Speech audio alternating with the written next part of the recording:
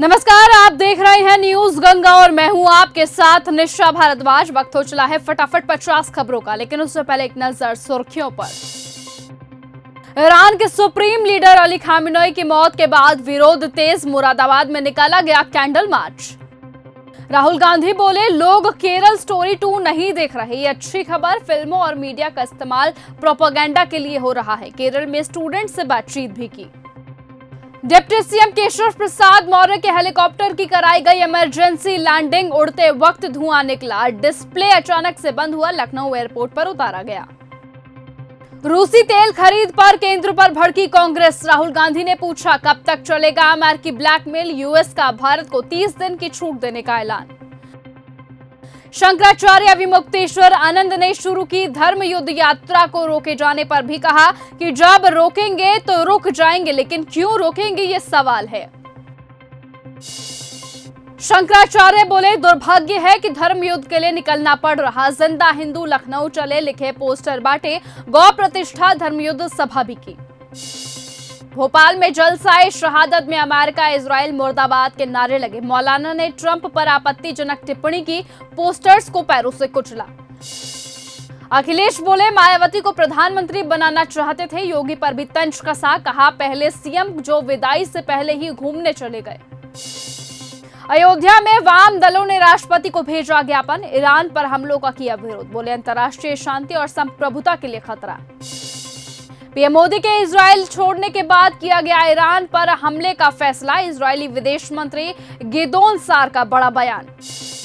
नीतीश 10 या 14 मार्च को इस्तीफा दे सकते हैं। बेटे निशांत 8 तारीख को जेडीयू ज्वाइन करेंगे। सीएम हाउस में बैठक के बाद रो पड़े विधायक। अमेरिका बोला, आज रात ईरान पर सबसे बड़ा हमला होगा। मिसाइल लॉन्चर, फैक्ट्रियां तबाह करेंगे। तेहरान के मेहराबाद एयरपोर्ट पर इजरायली अटैक। फांसी घर विवाद मामले में विशेष अधिकार समिति के सामने पेश हुए अरविंद केजरीवाल। कहा कि मुझे खुशी होती कि अगर समिति ये पूछती कि केजरीवाल बताइए कि सीवर कैसे ठीक होगी, सड़क कैसे ठीक होगी, तो अपने अनुभव शेयर करता। 1 अप्रैल से नहीं बल्कि आज से ही युवा साथियों के खातों में आएगा पैसा। चुनावों से पहले ममता बनर्जी का ऐलान। जब जाएंगे भाजपा तभी घटेगी महंगाई। बीजेपी पर बरसे अखिलेश यादव ने रूस को बताया पुराना मित्र।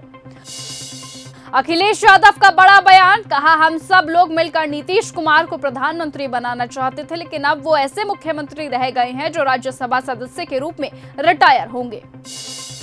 केरल में राहुल गांधी बोले, अगर पॉलिटिशियन नहीं होता तो एरोस्पेस एंटरप्रेन्योर होता। चीन की तारीफ में कहा, चाइना का इंडस्ट्रियल प्रोडक्शन सिस्टम बेजोड़, लेकिन वो अनडेमोक्रेटिक देश। केजरीवाल का बड़ा आरोप, बोले फांसी घर को टिफिन रूम बताकर स्वतंत्रता सेनानियों को नीचा दिखा रही है बीजेपी। हिमाचल के मंत्री विक्रमादित्य का विदेश नीति पर कटाक्ष। बोले, तेल खरीदने की अनुमति लेनी पड़ रही, छूट भी वही दिन, नियम भी वही बनाए। गाजियाबाद में प्रधानी के लिए 2 पक्षों में संग्राम। 30 लोगों के बीच दरोगा वीडियो बनाते रहे। दोनों पक्षों ने लाठी डंडों से बोला हमला। गृह मंत्री अमित शाह हरिद्वार पहुंचे। 5 लोगों को दिए भारत की नागरिकता के प्रमाण पत्र। दिल्ली में फायरिंग और रंगदारी केस में गैंगस्टर लॉरेंस बिश्नोई हुआ बरी, नहीं मिले सबूत। बरेली में साध्वी प्राची ने कांग्रेस पर साधा निशाना। बोली, राहुल गांधी के बयानों को गंभीरता से लेने की जरूरत नहीं है। नीतीश ने राजभवन में आरिफ मोहम्मद खान से की मुलाकात। पॉलिटिकल डेब्यू से पहले निशांत ने विधायकों के साथ की मीटिंग। अखिलेश यादव बोले, इफ्तार तहजीब की पहचान। मॉनिटरिंग डेवलपमेंट फोरम के इफ्तार में सपा प्रमुख बोले, शंकराचार्य को समर्थन हम देंगे। मुंबई में अभिजीत देसाई दुबई से डिटेन। सुप्रिया सुले ने MEA से लगाई मदद की गुहार।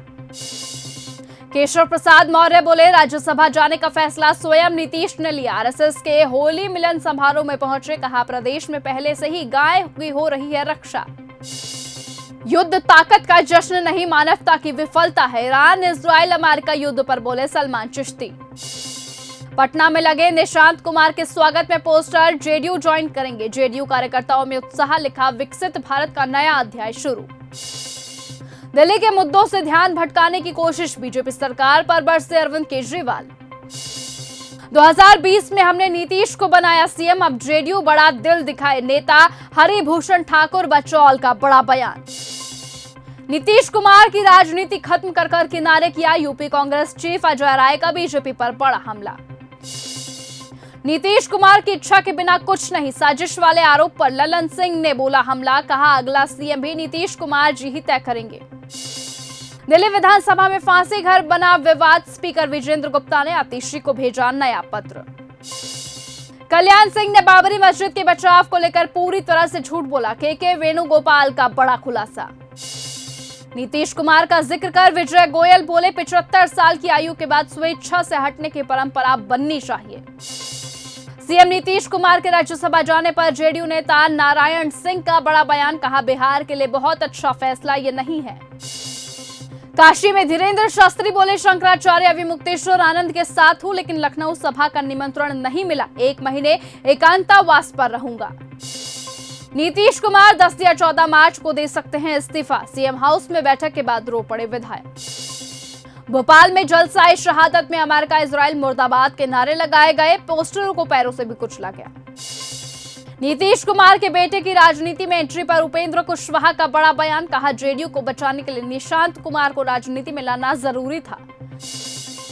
पश्चिम बंगाल एसआईआर विवाद पर प्रियंका चतुर्वेदी ने बीजेपी और ईसीआई पर बोला हमला। बोला बीजेपी अपने कठपुतली मुख्यमंत्री को स्थापित करने के लिए हर संभव संवैधानिक रास्ते का इस्तेमाल करती है। नीतीश कुमार को लेकर बीजेपी पर समाजवादी पार्टी ने कसा तंज। बीजेपी की राजनीति यही है, पहले इस्तेमाल करो फिर बर्बाद करो। मोहन भागवत बोले हम बटे हुए हैं इसलिए आक्रमण हो रहे हैं। भेद और स्वार्थ को तिलांजलि दे संत ने कहा जैनों को हिंदुओं से अलग ना समझे। राम रहीम पत्रकार छत्रपति हत्याकांड में हुआ बरी। हाई कोर्ट ने दिया बड़ा फैसला। 7 साल पहले उम्र कैद हुई थी, 3 अन्य की सजा बरकरार। ममता बनर्जी का धरना दूसरे दिन भी लगातार जारी। रात भर धरना स्थल पर रही। बोली एसआईआर में वोटर्स के नाम बंगाल को बांटने के इरादे से हटाए जा रहे।